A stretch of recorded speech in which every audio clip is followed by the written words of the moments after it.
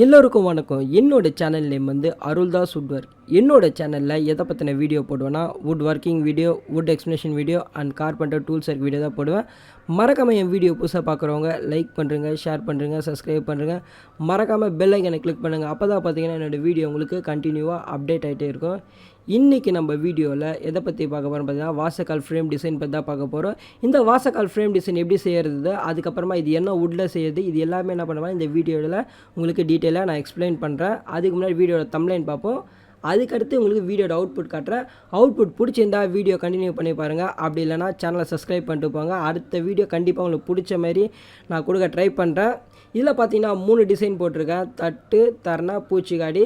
அதுக்கடுத்து பார்த்தீங்கன்னா planning work பண்ணியிருக்கேன். பிளைனிங் ஒர்க்கில் பார்த்தீங்கன்னா கேஜ் மிஷின்லேயும் போட்டிருக்கேன், அது மூலம் மட்டுமா போட்டிருக்கேன். இது எல்லாமே பார்த்தீங்கன்னா இந்த ஒரு வீடியோவில் உங்களுக்கு எக்ஸ்பிளைன் பண்ண போகிறேன். அதனால் பார்த்தீங்கன்னா வீடியோ லென்த் வந்து பார்த்தீங்கன்னா கிட்டத்தட்ட 11 மினிட்ஸ் இருக்குது. அதனால் வந்து வீடியோவை பொறுமையாக வாட்ச் பண்ணுங்கள். மறக்காமல் அருள்தாஸ் வுட்வர் சேனலை சப்ஸ்கிரைப் பண்ணுறங்க. மறக்காமல் பெல் ஐக்கனை கிளிக் பண்ணுங்கள். அப்போ தான் உங்களுக்கு வீடியோ கண்டினியூவாக அப்டேட் ஆகிட்டே இருக்கும். இதுக்கு தேவையான மெட்டீரியல் என்னென்னு பார்த்தீங்கன்னா டீக் வுட்டு, பிளேனர் மிஷினு, கேஜ் மிஷினு, அதுக்கடுத்து பார்த்தா டிசைன் பிட்டு வந்து காமனாக டிசைன் பிட்டுன்னு மென்ஷன் பண்ணியிருக்கேன். பார்த்தா different types of design bit இருக்குது. அது எல்லாமே இந்த வீடியோவில் சொல்கிறேன். ஃபர்ஸ்ட்டு நம்ம பார்க்க போகிறது பார்த்தீங்கன்னா டீக் வுட். இதில் வந்து பார்த்தீங்கன்னா என்ன டீக் வுட் யூஸ் பண்ணிக்கிறேன்னு பார்த்தீங்கன்னா செகண்ட் குவாலிட்டி டீக் வுட் தான் யூஸ் பண்ணிக்கிறேன். இது வந்து வாசக்கால் ஃப்ரேமுக்கு இதில் வந்து பார்த்தீங்கன்னா கீழ்ப்படி வராது. இது எல்லாம் வந்து பார்த்தீங்கன்னா வீட்டு உள்ளே வைக்கிற வாசக்கால் ஃப்ரேமு. ஏன்னா மெயின் வாசக்கால் ஃப்ரேமில் தான் என்ன பண்ணுவாங்கன்னு பார்த்தீங்கன்னா கீழ்ப்படி வைப்பாங்க. உள்ளே கவர வாசக்கால் ஃப்ரேம் வந்து எப்போவுமே கீழ்ப்படி வைக்க மாட்டாங்க. அதனால் பார்த்தீங்கன்னா 3 பீஸ் மட்டும் தான் உங்களுக்கு இந்த வீடியோவில் காமிச்சிருப்பேன்.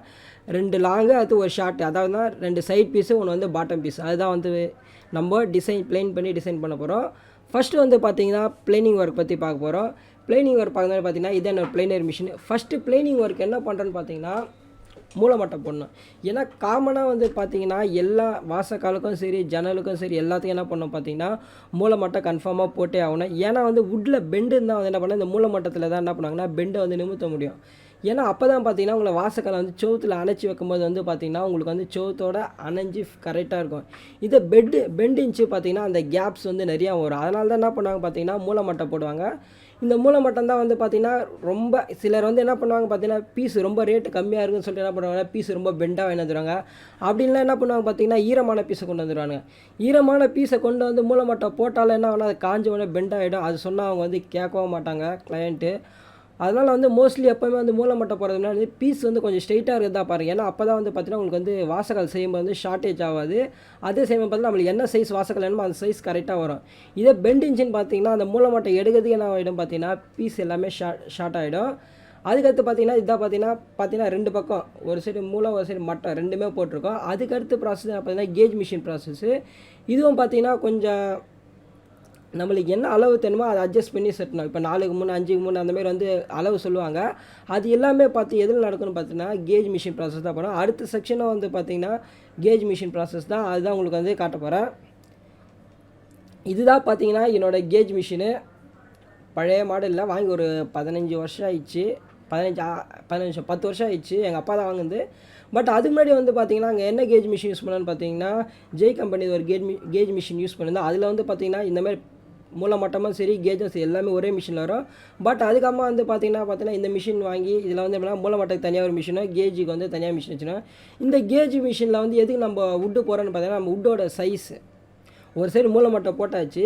அதுக்கடுத்து என்ன பண்ணால் நம்மளுக்கு வுட்டோட சைஸு ஒரு சிலர் வந்து இந்த அளவு இந்த சைஸ் இருந்தால் தான் வந்து வாசக்கால் செய்வாங்க. அதனால் என்ன பண்ணால் அந்த என்ன அளவு அவங்க கொடுக்குறாங்களோ அதுக்கேற்ற மாதிரி நம்ம கேஜ் செட் பண்ணி இதில் வந்து என்ன பண்ணோன்னா 2 பக்கமும் பிளைனிங் பண்ணோம். ஏன்னா அப்போ தான் பார்த்தீங்கன்னா உங்களுக்கு வந்து கரெக்டான அளவு உங்களுக்கு கரெக்டாக கிடைக்கும். அதேமாதிரி வந்து ஒரு வுட்டை வந்து நம்ம கரெக்டாக அந்த ஃப்ரேமிங் பண்ணும்போது வந்து பார்த்திங்கன்னா அந்த கேஜோட அளவு கரெக்டாக இருக்கும், எந்த ஒரு மாற்றமும் இருக்காது. அதேமாதிரி வந்து பார்க்குறதுக்கு வந்து ஒரு பர்ஃபெக்டாக நீட்டாக இருக்கும். அதுக்கு தான் வந்து பார்த்திங்கன்னா கேஜ் மிஷின் ஒர்க் நடக்குது. இதான் வந்து கேஜ் ஒர்க் ஃபுல்லாக முடிஞ்சிச்சு. இதுக்கு அடுத்து வர ப்ராசஸ் தான் பார்த்திங்கன்னா டிசைனிங் ப்ராசஸ்ஸு. இந்த டிசைனிங் ப்ராசஸில் வந்து பார்த்திங்கன்னா என்னென்ன இருக்குதுன்னு பார்த்தீங்கன்னா தட்டு டிசைன் போடுவோம், தரண டிசைன் போடுவோம், அது பூச்சிக்காடி டிசைன். இது எல்லாமே வந்து பார்த்திங்கன்னா காமனாக வந்து ஒரு வாசக்காலில் வர டிசைன்ஸு. மோஸ்ட்லி வந்து பூச்சிக்காடி மட்டும் போட மாட்டாங்க, மற்றபடி தட்டு தண்ணை வந்து எல்லாத்தையும் போடுவாங்க. ஃபஸ்ட்டு நம்ம பார்க்க போது வந்து தரண டிசைனு. இதுதான் பார்த்தீங்கன்னா தரண டிசைனுக்கான பிளேடு. தரண டிசைன் வந்து நிறையா இருக்குது. பட் ஒருத்தர் என்னென்ன பட்ஜெட் இருக்கோ அதுக்கேற்ற மாதிரி தான் நாங்கள் டிசைன் போடுவோம். இந்த கிளைண்ட் வந்து பார்த்திங்கன்னா ஒரு பேசிக் தரண அமுக்கு தரணை இது பேர். இந்த அமுக்கு தரண டிசைன் மட்டும் போட்டால் போதும். நாங்கள் அதனால தான் என்ன பண்ணேன்னு பார்த்தீங்கன்னா பேசிக் டிசைன்ஸ் மட்டும் எடுத்து போட போகிறோம். இதிலே பார்த்தீங்கன்னா எஸ் தரணை இருக்குது, அடுத்து நிறைய அமுக்கு ப்ளஸ் எஸ் ரெண்டுமே கலந்து ஒரு தரணை இருக்குது, அது எல்லாமே இருக்குது. அதெல்லாம் பார்த்தீங்கன்னா எக்ஸ்ட்ரா சார்ஜஸ் ஆகும். அதனால் வந்து கிளைண்ட் வந்து அதெல்லாம் எதுவுமே சொல்ல. பட் இது வீட்டோட இன்னர் பொசிஷனில் வரனால பேசிக் டிசைனே போதுன்ட்டாங்க. ஃபஸ்ட்டு நம்ம பண்ண வேண்டியது என்ன பண்ணலாம், டிசைன் பிட் எடுத்து மிஷினில் மாட்டிட்டு அதுக்கடுத்து நம்மளுக்கு என்ன அளவு தேவையோ, அதாவது ஆழம் எந்த ஆழம் வேணுமோ அந்த ஆழத்துக்கு ஏற்ற மாரி வந்து கரெக்டாக இருக்கான்னு பார்க்கணும். கரெக்டாக அப்படி இல்லைன்னா என்ன பண்ணால் கேஜ் வந்து அட்ஜஸ்ட்மெண்ட் பண்ணணும். அதாவது அப் அண்ட் டவுனு அப்படி இல்லைன்னா சைடில் வந்து கேஜை தள்ளணும். அப்போ தான் வந்து பார்த்தீங்கன்னா உங்களுக்கு வந்து பர்ஃபெக்ட் டிசைன் கிடைக்கும். அதை அட்ஜஸ்ட்மெண்ட் பண்ணிட்டு என்ன பண்ண வேண்டியது பார்த்தீங்கன்னா டிசைன் போட்டால் போதும். பட் மோஸ்ட்லி வந்து என்ன நிறைய பேர் தப்பு பண்ணுறாங்க பார்த்தீங்கன்னா, இந்த வுட்டு நல்லா இருக்க மாதிரி இருக்குது, பட் ஆனால் பேக் சைடு பார்த்தீங்கன்னா ஒரு பெரிய போங்கு ஒன்று இருக்குது. அது மட்டும் இல்லாமல் பார்த்தீங்கன்னா முச்சு நிறையா இருக்குது. முச்சு நிறையா இருக்கும்போது என்ன பார்த்தீங்கன்னா பிளேட் ரன்னிங்கில் வந்து பார்த்தீங்கன்னா டிசைன்ஸ்லாம் நிறையா டேமேஜஸ் இருக்குது. ஆனால் அந்த மோஸ்ட்லி வந்து முச்சு இருக்க வுட்டாக வாங்காதீங்க. முச்சு எல்லா மரத்துலையும் இருக்கும், பட் இருந்தாலும் அதை கொஞ்சம் தவறுங்க, அவள் தான் நான் சொல்லுவேன் நான். ஏன்னா வந்து டிசைன்ஸில் வந்து கொஞ்சம் இது ஆனாலும் என்ன பண்ணால் மறுபடியும் நம்ம அதை பட்டி பார்க்க வேண்டியது இருக்கும். பார்த்தீங்கன்னா இதிலே தெரியும் அங்கங்கே ஹோல்சோல்ஸாக இருக்குது அந்த முச்சு இருக்க இடத்துல. அதுக்கடுத்து பார்த்தீங்கன்னா தட்டு டிசைன் வந்து எப்படி போடுறதுன்னு பார்த்தீங்கன்னா சா பிளேட் வச்சு தான் போட போகிறோம். தட்டு டிசைனுக்கும் வந்து பார்த்தீங்கன்னா செப்பரேட்டாக ஒரு அளவு இருக்குது. நம்மளுக்கு தத்தோட ஆழம் எவ்வளோ இருக்கணும், அதோட அகலம் எவ்வளோ இருக்கணும்னு கிளைண்ட்டு சொல்லுவாங்க. அதுக்கேற்ற மாதிரி தான் நம்ம என்ன பண்ண போகிறோம்னு பார்த்தீங்கன்னா தட்டு டிசைன் போட போகிறோம். அதேமாதிரி பார்த்தீங்கன்னா இருக்கிறதுலே ரொம்ப முக்கியமான ப்ராசஸ் வந்து பார்த்தீங்கன்னா தட்டு டிசைன் மட்டும்தான். ஏன்னா நம்ம வந்து தரணை மிஸ் பண்ணிடலாம், பட் பூச்சிக்கடின்னு மிஸ் பண்ணலாம். ஆனால் ஒரு வாசக்காலுக்கு வந்து ரொம்ப முக்கியமான விஷயம் என்னென்னு பார்த்தீங்கன்னா தட்டு டிசைன் தான். ஏன்னா அதுதான் வந்து பார்த்தீங்கன்னா வாசக்காலை வந்து கரெக்டாக அணைச்சி கரெக்டாக பிடிக்கும். அது மட்டும் இல்லாமல் அதுதான் வந்து இருக்கிறதுல ரொம்ப சப்போர்ட்டாக இருக்கும் வாசக்காலுக்கு. ஏன்னா தட்டு இல்லைனாலே அந்த வாசக்கால் வந்து அப்படியே ரொட்டேஷனில் அப்படியே சுட்டும், இன்ச்சஸ் இல்லாமல். தட்டில் வந்து பார்த்திங்கன்னா 2 டைப் போடணும். ஃபஸ்ட்டு வந்து இந்தமாதிரி மாடலில் ஒன்று ஸ்ட்ரெயிட்டாக போடுவாங்க. அதுக்கடுத்து பார்த்திங்கன்னா சைடு கட்டிங் போடுவாங்க. இது எல்லாமே வந்து பார்த்திங்கன்னா ஒருத்தர் அவங்க என்னென்ன வாசக்கால் அதாவது டோர் என்னென்ன டோர் செய்கிறாங்களோ அதுக்கேற்ற மாரி வந்து பார்த்திங்கன்னா இந்த தட்டோட அளவு மாறும். ஏன்னா சில பேர் வந்து பார்த்திங்கன்னா சின்ன வாசக்காலை வந்து பார்த்திங்கன்னா தட்டு டிசைன் சின்னதாக போடுவாங்க. இதே பெரிய வாசக்காலாக இருந்தால் என்ன பண்ணுவாங்க பார்த்திங்கன்னா தட்டு டிசைன் வந்து ரொம்ப பெருசாக போடுவாங்க. என் டாக் கற்று என்னென்னு மோஸ்ட்லி வந்து பார்த்திங்கன்னா எங்கள் ஷாப்புக்கு வந்து பார்த்திங்கன்னா வருவாங்க. சிலர் வந்து கார்பெண்டரே கூட்டின்னு வர மாட்டாங்க. என்ன பண்ணுவாங்கன்னு பார்த்திங்கன்னா அவங்களே அளவு எடுத்துன்னு வருவாங்க. பட் ஆனால் வந்து தட்டோட ஆழம் கேட்டால் அதுவும் தெரியாதுனாங்க. சரி சாம்பிள் பீஸ் இருந்தாருன்னு கேட்டால் அதுவும் தெரியாதுன்னுவாங்க. பட் அதுக்கடுத்து நாங்கள் என்ன பண்ணுவோம், சரி நம்மளே வந்து காமனாக ஒரு தட்டு டிசைன் இருக்கும், அந்த தட்டு டிசைனு போட்டு கொடுத்தா கூட அவங்க என்ன பண்ணுவாங்களா மறுபடியும் இது அளவு கரெக்டாக உக்காரல போய் வேறு மாற்றிடுவாங்கன்னு சொல்லி அனுப்பாங்க. அதனால் வந்து மோஸ்ட்லி என்ன பண்ணுங்க பார்த்தீங்கன்னா இந்தமாரி ஒர்க்கு வந்து கார்பெண்டரே அனுப்பிச்சுடுங்க. ஏன்னா அவங்களுக்கு தான் பார்த்தீங்கன்னா தட்டோட அளவும் தெரியும். அதேமாரி வந்து அவங்க ஃபிட்டிங் வந்து பொறுத்தவரையும் அவங்களுக்கு நல்லா தெரியும். பட் மோஸ்ட்லி வந்து யாருமே நம்ப மாட்டாங்க கார்பெண்டர். எனக்கு தெரிஞ்சு பார்த்தா கார்பெண்டர் கூடவே வருவாங்க. என்னமோ கார்பெண்டர் வந்து நிறைய காசு கமிஷன் அடிப்பாங்கன்னு சொல்லி அவங்களே நினச்சிவாங்க. பட் மோஸ்ட்லி வந்து பார்த்திங்கன்னா அந்தமாரி நடக்குது சில இடத்துல நடக்காதுன்னு நல்லா சொல்ல. பட் இருந்தாலும் பார்த்திங்கன்னா அது வந்து ஒரு அன்கம்ஃபர்டபுளாக இருக்கும் எங்களுக்கும் சரி அவங்களுக்கும் சரி. நம்ம என்ன டிசைன் சொல்கிறோன்னு அவங்களுக்கும் புரியாது, அதாவது என்ன கிளைண்ட்டுக்கு புரியாது. பட் இதே ஒரு கார்பெண்டர்கிட்ட நம்ம ஒரு அளவு இந்த டிசைன் சொன்னால் அவங்க வந்து கரெக்டாக இருக்கும். அதேமாதிரி வுட்டை வந்து என்ன பண்ணுவாங்கன்னா கார்பெண்டர்கிட்ட கொடுத்து வாங்க மாட்டாங்க. அவங்களே போய் ஷாப்பில் பர்ச்சேஸ் பண்ண வராங்க. பர்ச்சேஸ் பண்ணவங்க பார்த்தீங்கன்னா இந்தமாரி வந்து ஃபுல்லாக முச்சி இருக்கிறதா வாங்கிட்டு வரானுங்க. அப்படிலாம் வந்து என்ன பண்ணுறாங்கன்னு பார்த்தீங்கன்னா ஃபுல்லாக ஓவர் பெண்டு இல்லை ஈரமாக வாங்கிட்டு வந்துடுறாங்க. இந்த 3த்தையும் வாங்கிட்டு வந்தாலும் ரொம்ப வேஸ்ட்டாக வேலை ஒர்க்கு தான் அவங்க தெரிஞ்சாங்க. ஈரமாக இருக்கிறது வந்து மூலமண்டை போட்டாலே பெண்ட் ஆகிடும். முச்சி நிறையா நல்லா தான் ஹோல்சோல்ஸாக வருது. அது என்னமோ நம்ம பிளைனிங் பண்ணும்போது ஹோல்ஸ் வர மாதிரி அவங்க எதாவது கேட்பாங்க, அவங்க மிஷினில் தான் பிளேடு ஃபால்ட்டுனாங்க. பட் ஆனால் அவங்களுக்கு வந்து அது காமனாக தெரிய மாட்டேங்குது. இதே ஒரு கார்பெண்டர் போனால் என்ன பண்ணுவாங்க பார்த்தீங்கன்னா அவங்க வந்து இந்த முச்சி இல்லாதது அந்த மாதிரி எல்லாம் பார்த்து எடுத்துன்னு வருவாங்க. அதுக்குன்னு கார்பெண்டருக்கு சப்போர்ட் பண்ணுறதுலாம் நினைக்காதீங்க. பட் இருந்தாலும் என்ன பண்ணுறது, அவங்களே எங்களுக்கு பிஸ்னஸ் பார்ட்னர் மாதிரி தான். அதனால தான். அடுத்து வந்து பார்த்திங்கன்னா பூச்சிக்காடி வந்து மோஸ்ட்லி வந்து எதுக்கு போடுறாங்க பார்த்தீங்கன்னா, இப்போ பூச்சிக்காடி வந்து செவுத்தில் இப்போ நம்ம ஒரு பொருளை ஃபிக்ஸ் பண்ணுறோன்னா என்ன பண்ணால் கிரிப்பு கிடைக்கணும். இந்த பூச்சிக்காடி வந்து பார்த்திங்கன்னா இப்போ வர பூச்சிக்காடி தான் வந்து பார்த்திங்கன்னா இந்த மாடலில் இருக்குது. பழைய பூச்சிக்காடினா ஒரு மாதிரி டேப்பராக இருக்கும். அது வந்து பார்த்திங்கன்னா இன்னும் சிமெண்ட் வச்சு போசம் நல்லா கிரிப்பு பிடிக்கும். இது வந்து பார்த்திங்கன்னா ஒரு நார்மலாக பேசிக்கான சின்ன பூச்சிக்காடி தான். அதான் இந்த வாசக்காலுக்கு போகிறதுக்கான பூச்சிக்காடி சைஸ் இதுதான்.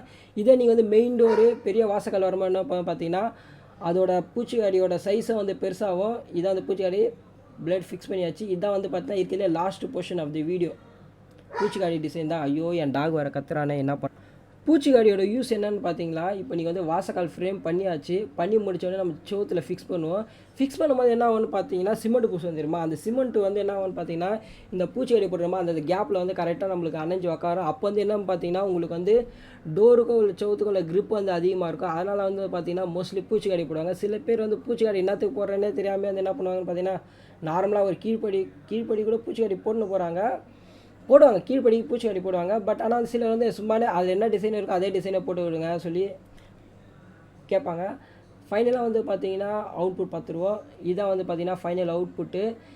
ஆக்சுவலாக வாசக்கால் ஃப்ரேமோட ஃபுல் வீடியோ இதுதான் பார்த்தீங்கன்னா. இதில் வந்து பார்த்தீங்கன்னா பூச்சிக்காடி, அதுக்கடுத்து பார்த்தீங்கன்னா ஒரு தட்டு, அதுக்கடுத்து பார்த்தீங்கன்னா ஒரு தரணை வந்து பேசிக் தரணை தான். தட்டும் வந்து பார்த்தீங்கன்னா ஒரு நார்மலான ஒரு காமனாக வீட்டு உள்ள ஃப்ரேமுக்கார தட்டு தான் போட்டிருக்கேன். ஏன்டா இப்போ விளாட்ற தட்டு தான் போட்டிருக்கேன்.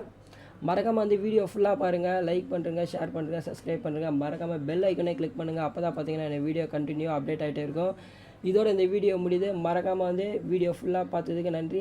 மறக்காமல் அருள்தாஸ் ஸ்டுடியோ சேனலை சப்ஸ்கிரைப் பண்ணுறேங்க. அடுத்த வீடியோ வந்து பார்த்தீங்கன்னா டைனிங் டேபிள் கட்டசல் டிசைன் பற்றி தான் போகிறேன். அதேமாதிரி வந்து மோஸ்ட்லி வந்து பார்த்தீங்கன்னா ரவுட்ரு டிசைன் எப்படி பண்ணுறதுன்னு ரவுட்டரில் வச்சு அது என்ன மிஷின் யூஸ் பண்ணலாம், எந்த பிட்டு யூஸ் பண்ணலான்றதை வந்து மேபி நெக்ஸ்ட் வீடியோ அடுத்த வீடியோவில் வந்து உங்களுக்கு கிளியர் எக்ஸ்பிளைன் பண்ணுறேன். Okay bye. மறுபடியும் ஒரு அடுத்த நல்ல வீடியோவில் பார்ப்போம்.